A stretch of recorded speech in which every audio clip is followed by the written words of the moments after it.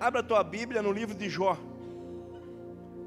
Eu fiquei em casa procurando uma palavra do Senhor, né? E Deus me disse para mim falar sobre Jó. Tentei pregar sobre outras coisas, mas o Senhor sempre voltava, né, sobre Jó. Você já ouviu muitas vezes essa mensagem, daí eu questionei muitas coisas com Deus. E Deus me respondendo, né? E eu fui anotando algumas coisas aí. Então nós vamos refletir sobre esse texto de Jó.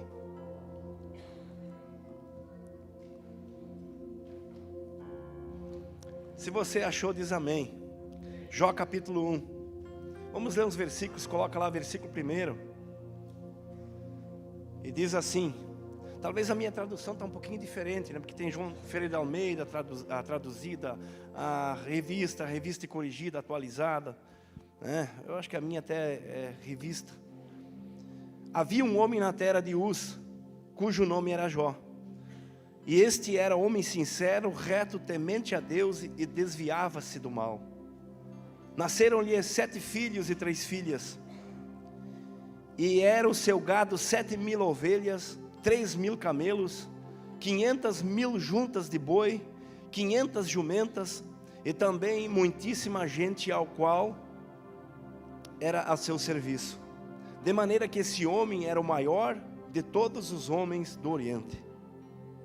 E iam seus filhos fazer banquete de casa, e de quando em dia, e vinha e convidava as 3 irmãs, e comia eles juntos e bebiam.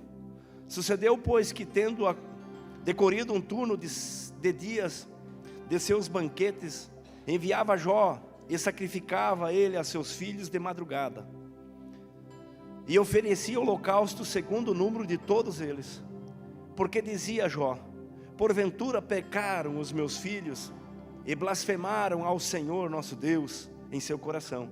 E assim fazia Jó continuamente. E vindo um dia em que os filhos de Deus também vieram apresentar-se ao Senhor perante ele também veio Satanás.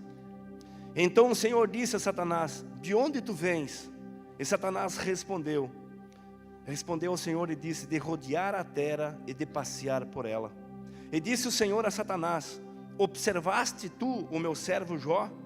Porque ninguém há na terra semelhante a ele, homem sincero, reto, temente a Deus e desvia-se do mal.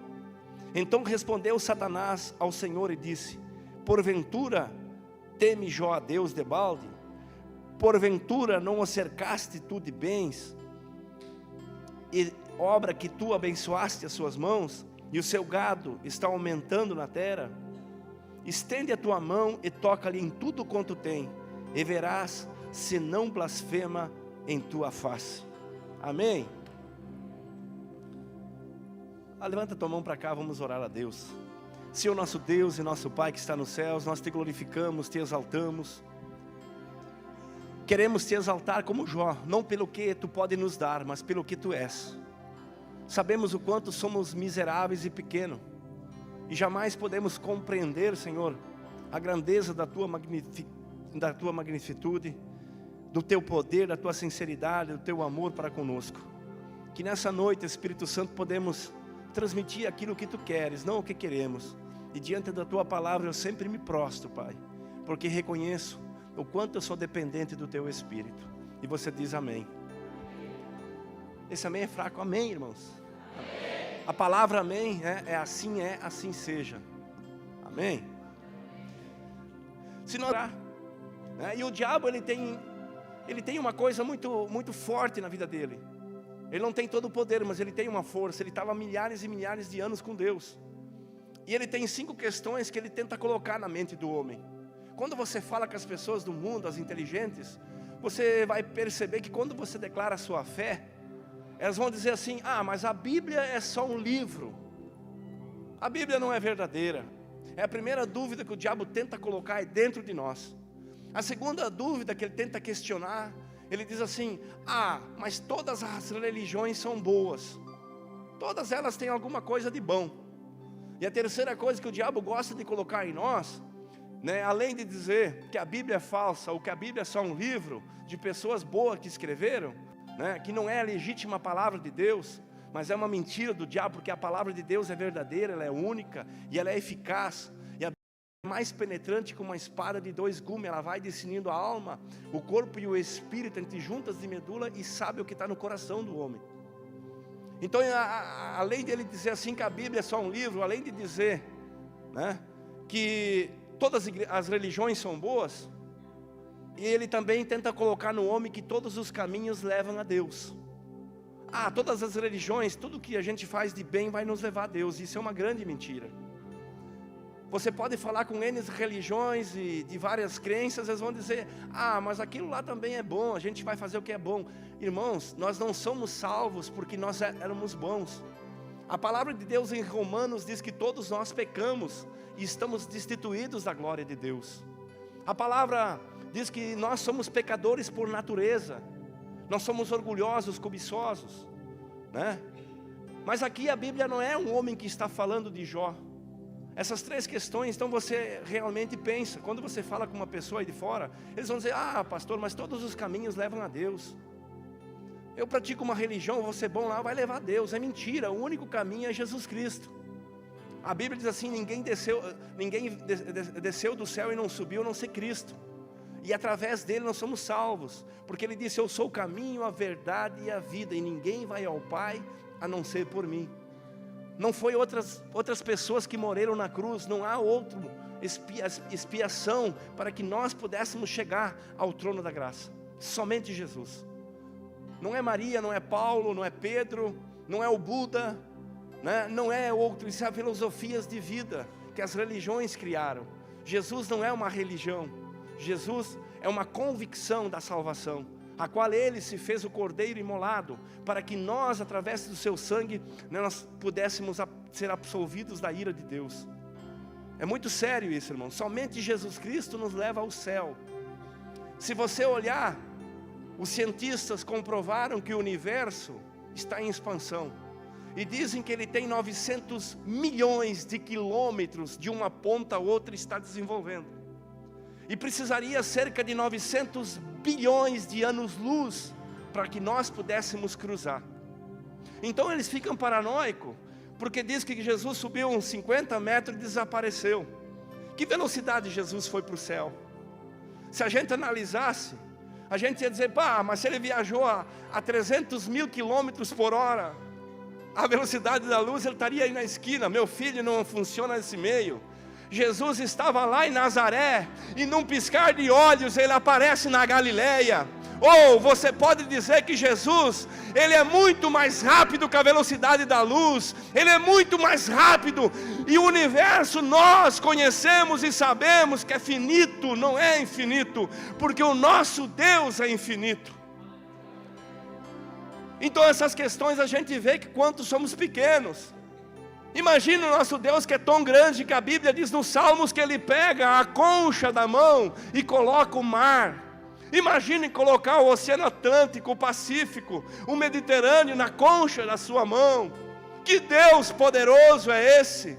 Mas eu tenho uma notícia para você. Nós temos uma coisa muito grande, um Deus poderoso, único, verdadeiro. Mas se nós pegarmos e olharmos para a natureza humana, dentro de uma célula existe 1,70 m de DNA. Se nós fôssemos pichar numa fita, e nós temos mais de 300 bilhões de células no nosso corpo, que daria para fazer 7 voltas ao mundo só num complexo do ser humano. Então o Deus é tão grande e criou o homem também a sua imagem e semelhança, num poder que você nem imagina, num poder de palavra, de ação, porque nós somos a imagem do próprio Deus. E às vezes a gente se acha pouco, e somos pó. É por isso que quando Jó questiona em certas coisas a Deus, ele não tem uma resposta, porque até ali então Cristo não tinha vindo. Mas como Deus é onipotente, onisciente e onipresente, ele sabia todas as coisas. Ele já sabia que na terra, quando ele criou o homem à sua imagem, o homem ia se distanciar de Deus, iria pecar. Ele já sabia tudo o que iria acontecer. Deus já sabe o nosso caminho para o céu ou para o inferno, só que ele não toma decisões, porque o homem tem livre, e ele é onipotente, ele sabe. A decisão é nossa. de escolher o caminho, por isso que Deus coloca 2 caminhos. Ele disse: largo e espaçoso é o caminho que leva à perdição, mas pequeno e a porta estreita é o caminho que nos leva à salvação. E Ele nos coloca os 2 caminhos.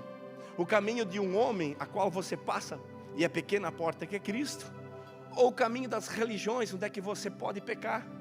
E dentro das questões que o diabo levanta entre a Bíblia, entre as religiões que tudo salva, ele também coloca assim que você pode pecar, e que não há consequências. E há uma consequência no pecado, mas se você se arrepender, se você se humilhar, a Bíblia diz que Deus, pelo sangue de Cristo, Ele invalida o pecado, Ele coloca o pecado embaixo daquele sangue, e Ele absorve todos os nossos pecados em Cristo Jesus. Amém? E se nós lemos aqui, então, quando Satanás começa essa conversa com Deus, ou Deus conversa com o diabo, ele diz: de onde tu vens? De rodear a terra. E provavelmente o diabo deve estar rodeando aí uma igreja, ou essa aqui por cima aí, e observando a tua situação. Só que ele não pode te tocar. Eu vou falar uma coisa para você, eu vou dar uma abertura aqui, depois eu volto para Jó. Eu estive pesquisando em 1990, 89, 90, 91 começou essa teoria das batalhas espirituais. Então muitos satanistas se converteram e trouxeram essas filosofias para dentro das igrejas evangélicas, e colocaram quase que igual o diabo e Deus, colocaram quase que igual as luzes e as trevas. E muitos crentes que não têm uma base sólida, eles começam a valorizar tanto o inimigo. E eu frequentei igrejas às vezes, e pessoas que estavam naquela igreja, elas mistificavam tanto o demônio, ao ponto que quase ele se manifestava, ao ponto que as pessoas davam tanto valor, que a gente pensava que Deus era um Deus coitadinho num lado e o diabo do outro, e que Deus tinha que pegar uma espada e se defender do diabo. Não, meu filho, você não entendeu. Deus é poderoso, Ele é grande, Ele é majestoso. Deus não tem inimigo, o diabo é serviçal.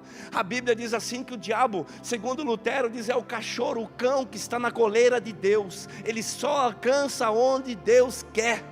Então não podemos valorizar o diabo não. Se nós andarmos em vida reta, em consciência certa, em que nós somos filhos de Deus, em que nós vivemos dentro de uma igreja evangélica, rodeado por pessoas santas, né, pedindo perdão por nossos pecados, tomando a Santa Ceia, o inimigo não toca.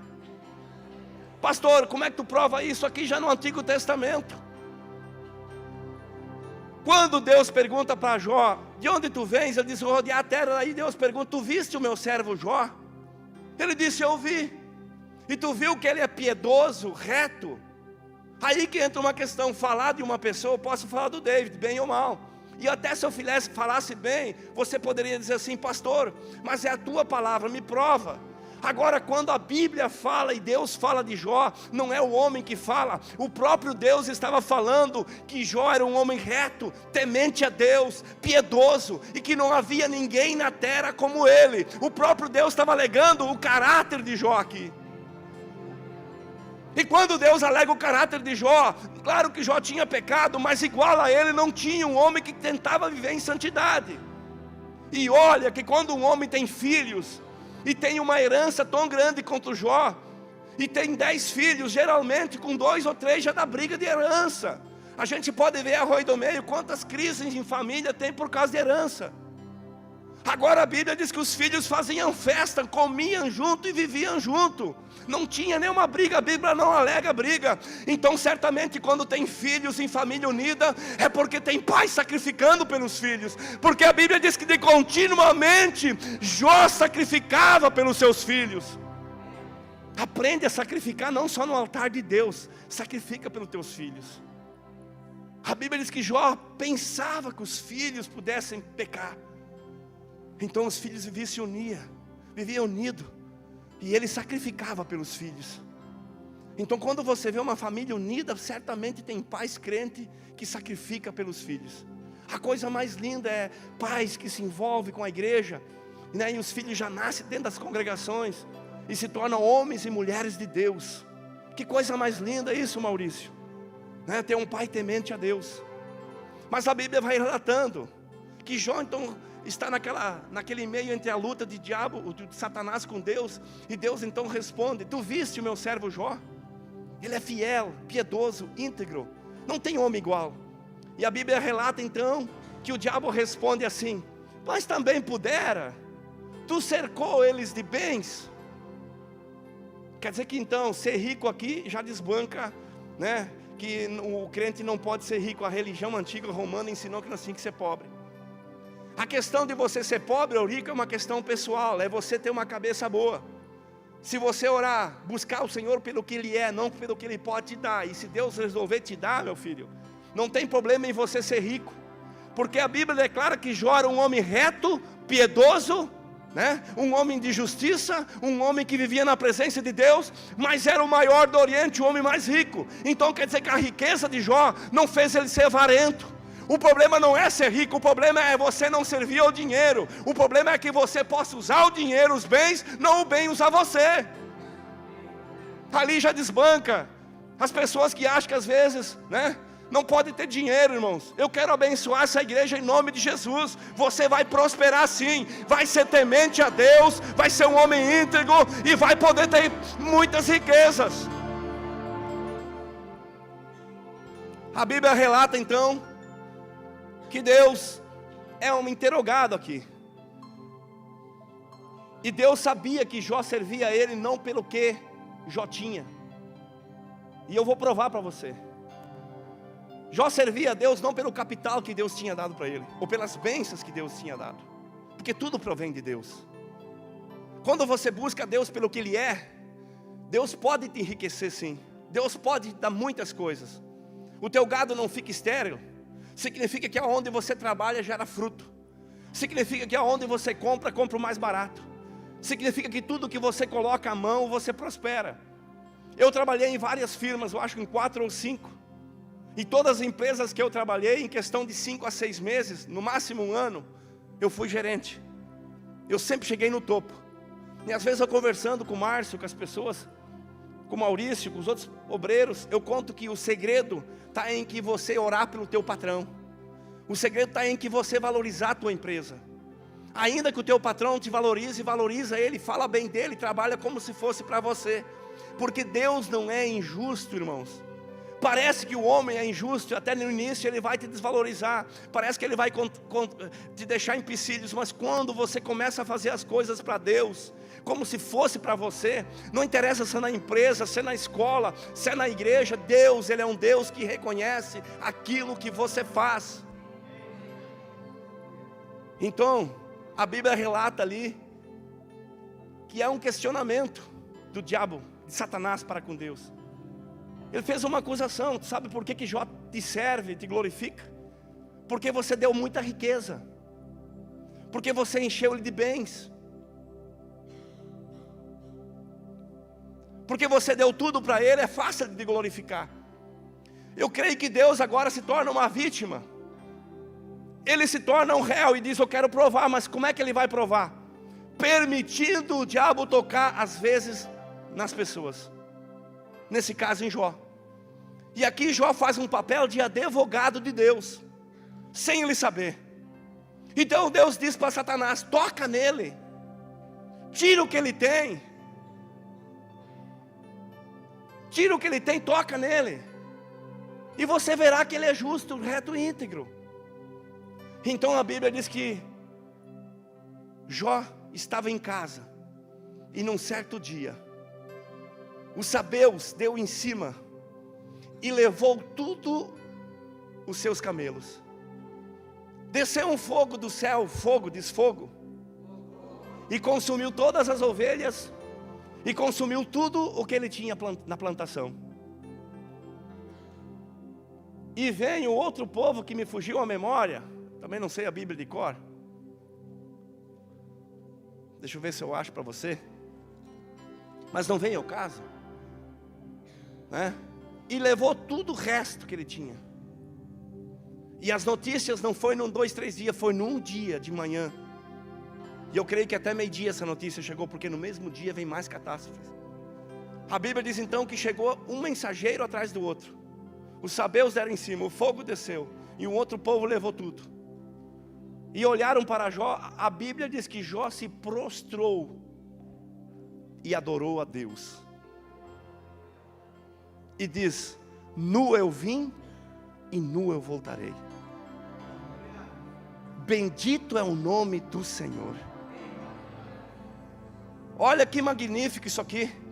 Um homem que era reto, íntegro, um homem que tinha propriedade e servia a Deus, sacrificava por todos. Agora esse homem está sem nada, sem nenhum capital, sem nada. E esse homem agora é provado. E as pessoas trazem notícia ruim. E a Bíblia diz que ainda ele se prostra e adora, mesmo sabendo que estava quebrado, falido e sem nada. Meu Deus do céu, será que quantas pessoas aqui, que se Deus tirasse alguma coisa, inclusive talvez até eu, Deus me tirasse tudo hoje, pensa um pouco, tirasse a nossa casa, não tinha seguro e caía um avião em cima e não me pagava, quebrava a caminhonete dentro da garagem, os autos por ao redor, e eu não tinha onde é que morar, no mesmo dia, o que eu iria fazer? Dá uma glória a Deus aí. Será que nós ia ter coragem de dizer glória a Deus? Será que quando a notícia ruim vem, nós ia dizer glória a Deus que eu perdi?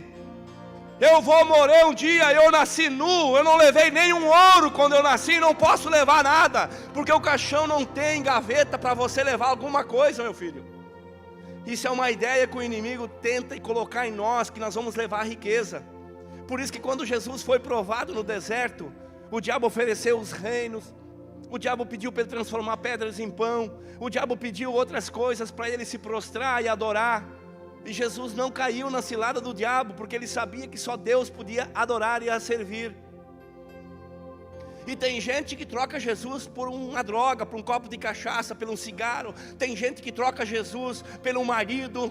Se arrumou um namorado, não vem mais para a igreja. E não foi um. Namorou uma namorada, você sumiu da igreja. Ora tanto para ter, depois quando Deus dá sumir, meu filho, quantas pessoas que compram um carro e depois desaparece.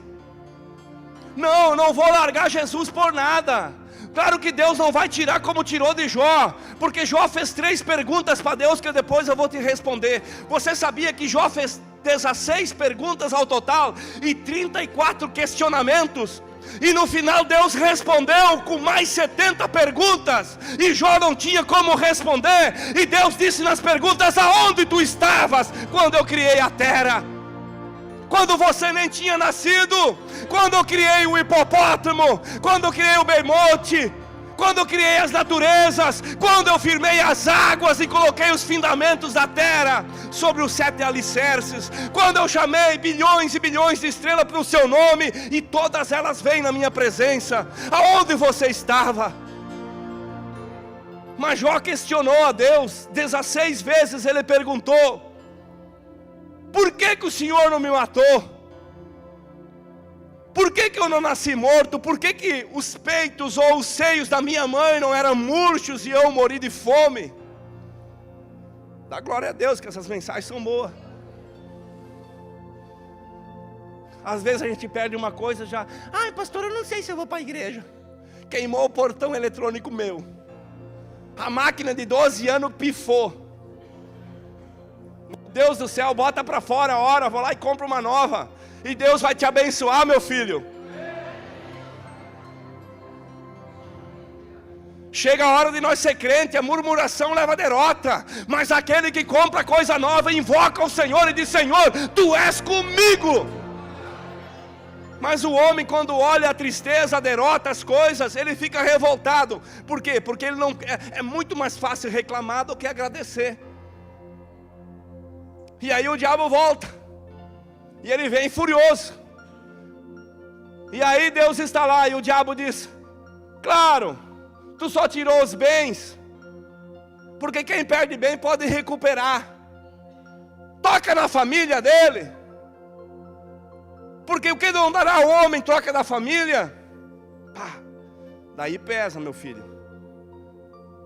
Aí os filhos estavam reunidos, e veio um vento, derrubou a casa e matou os 10 filhos, os 7 filhos e as 3 filhas. E a notícia vem: Tu imagina esse homem, tio, quando as pessoas levam uma notícia para ele que os filhos estavam mortos. Tu olha como o diabo é sujo, né? Ele toca nas 3 áreas principais. A primeira é os bens. Tem gente que ama muito o dinheiro, e ele sabe disso, porque senão as pessoas não iam trabalhar tanto, as pessoas não iam se sacrificar tanto, e não vão levar nada. Se tem uma casa, 2 ou 10, vai morrer igual, meu filho. Vocês investem tudo no dinheiro. Por isso que a Bíblia diz em Apocalipse que quando Jesus voltar, muitos vão rasgar o dinheiro, porque ficaram e a igreja subiu. E aí eles vão para as igrejas vão estar vazias, não vai ter pastor. E os pastores que ficaram porque não pregaram.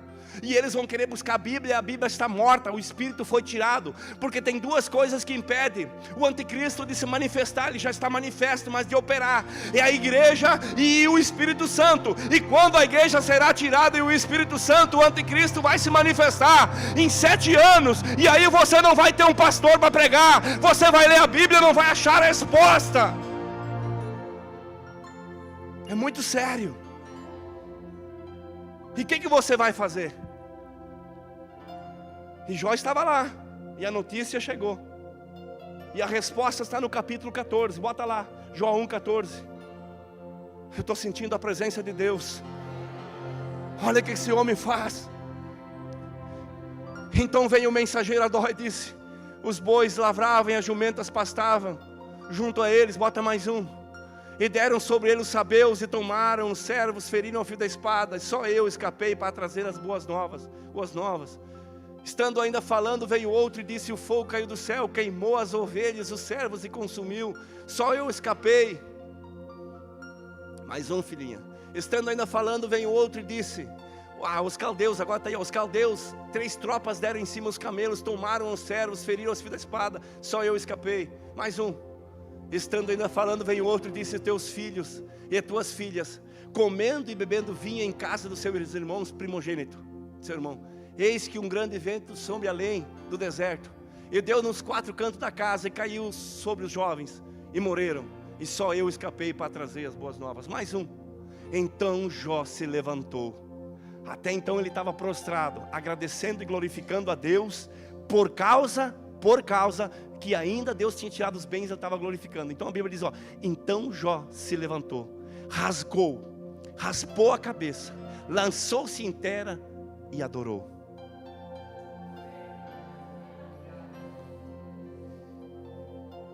Um homem, bota mais um versículo lá que está escrito, vamos ver se tem mais uma coisa. Ele disse: nu eu saí do ventre da minha mãe, e nu tornarei para lá. O Senhor nos deu, o Senhor tomou. Bendito seja o nome do Senhor. Parece fácil, meus filhos, mas a gente perder um filho não é o natural. O natural é que os filhos durem mais que os pais. A natureza é que os pais, os avós, e a natureza é que todos vão morrendo antes. É muito sério isso aqui. Que coisa séria. Claro que Deus hoje não está provando nós dessa maneira.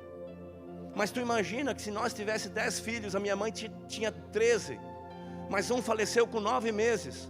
E a minha mãe, antes de falecer, falava desse meu irmão chamado Valdir, que com 9 meses e meio ele se levantava já na carroça. Que esse irmãozinho ela não podia ter perdido, mas que ela levou tarde ao médico. E se lamentava, e o médico tinha que ir quase um dia de a cavalo. Não tinha carro. Então vocês imaginam, uma mãe jamais esquece um filho. Não é outro filho que vai substituir. Tu imagina a dor do coração desse homem. E se não bastasse, agora parte para o capítulo 2. E o diabo continua aparecendo na presença de Deus. E olha o que está escrito no capítulo 2.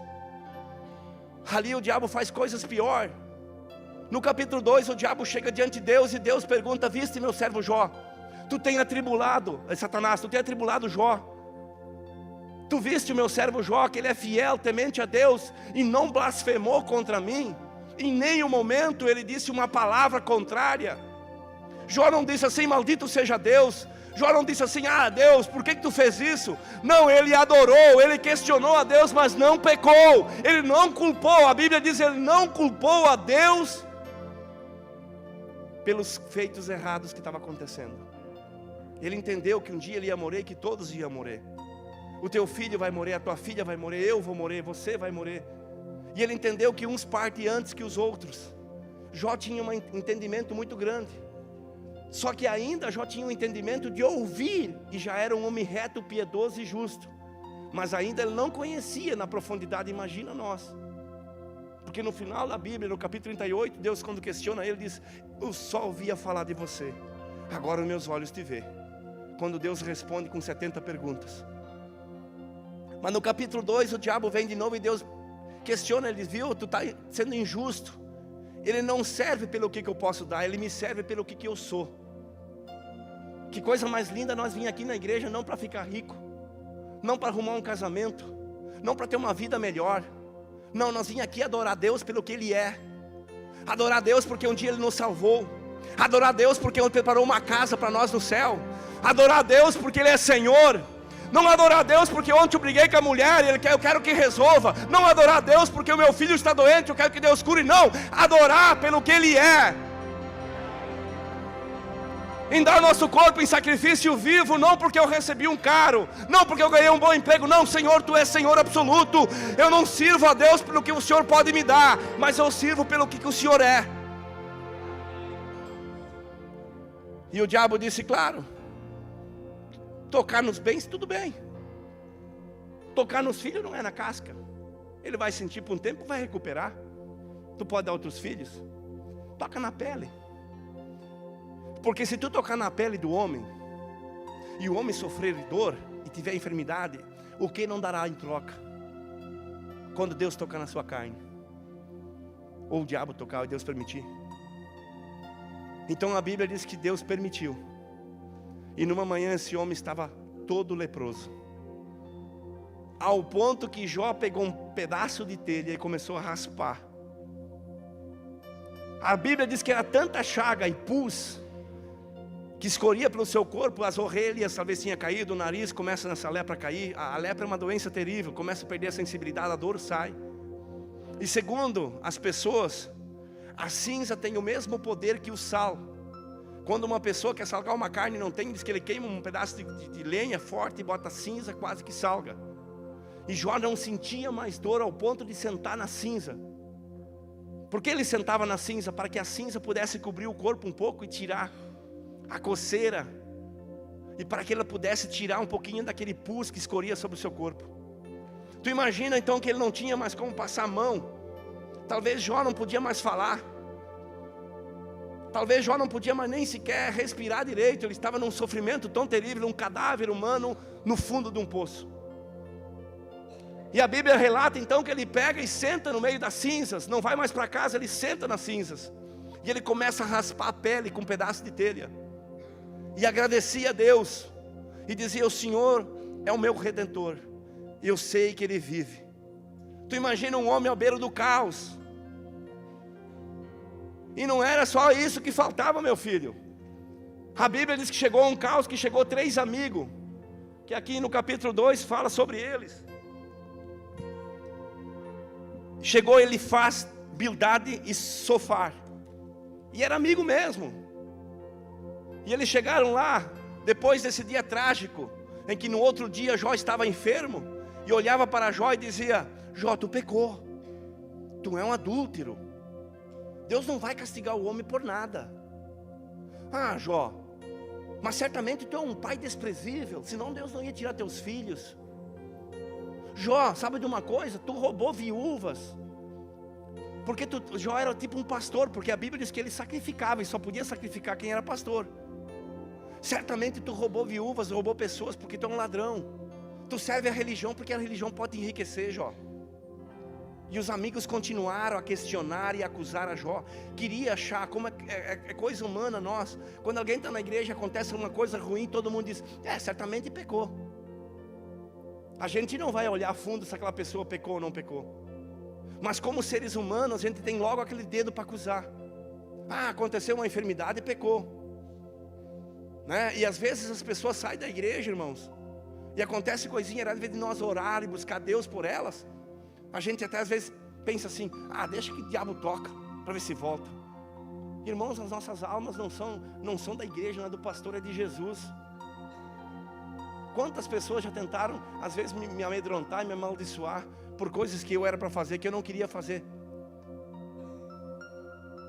É por isso que a gente está na IPAB. Aqui você é livre, você tem liberdade de ofertar o envelope em branco. Aqui você tem liberdade de frequentar os cultos, aqui você tem liberdade de adorar. Aqui o compromisso não é com o pastor, é com Deus. É muito sério. E o diabo então, Deus permitiu o diabo tocar na pele, e o homem estava lá naquele lamento. Imagina sentado numa cinzas, raspando, e os amigos acusando. E ali Deus permite Jó fazer 34 questionamentos. Por que o Senhor não me matou? Por que o Senhor pediu para eu nascer? Por que eu enxerguei a luz? Por que eu não nasci em trevas e eles me enteraram que nem quando a luz não existia nos meus olhos, eu já tinha morrido? E começa a questionar Deus, não pecando contra Deus, querendo a própria morte, não ter conhecido a aflição que ele estava passando. E às vezes nós passamos por uma luta tão pequena, por algo insignificante. Às vezes Deus permite uma coisinha pequena só para nos provar, e nós logo ficamos bravos. Ah, se Deus não me dá um emprego, eu vou embora da igreja, não vou mais na igreja. Se Deus não faz isso, e ainda vem ameaçar o pastor, às vezes as pessoas. Não foi nenhuma nem 10. Ô pastor, eu acho que eu não vou ir mais na igreja, porque as coisas não estão dando certo. A minha empresa não está boa. Uns querem emprego, se não conseguir emprego, como eles querem o salário, disseram que não vão servir mais a Deus. Que coisa séria, irmãos. Nós servimos a Deus por o que Ele é, ou por o que Ele nos pode dar? Está ruim no casamento, glorifica a Deus. Está ruim na casa com os filhos, glorifica a Deus. Está ruim na escola, glorifica a Deus. É sério, irmãos. Eu sei que essas mensagens não dão ibope, eu sei que essas mensagens aqui a gente fica atento. Mas é bom saber que Deus pode te provar, dessa maneira não. Mas é bom saber que Deus pode te provar e requerer algo de você, porque a Bíblia fala: se hoje eu requererei a tua alma, o que você tem para oferecer? Levam a vida numa brincadeira, irmãos. Acham que Jesus não vai voltar, e vai voltar. Porque a Bíblia diz lá em Hebreus 11 que nós estamos rodeados por uma nuvem de testemunhos. Se você não for a Israel, eu já fui 2 vezes, você vai ver que toda a Bíblia se cumpre lá. E os sinais são visíveis da oliveira, da figueira, da videira. Os sinais em que Jerusalém está enfrentando é a prova que Cristo está às portas. As 70 semanas de Daniel, 69 se cumpriram. Todos os teólogos sabem disso. Falta uma semana, é aquela que vai preceder o anticristo nos 7 anos, a qual o Cristo vai buscar a igreja e o anticristo se manifestar. Nós temos que estar conscientes que Jesus está voltando.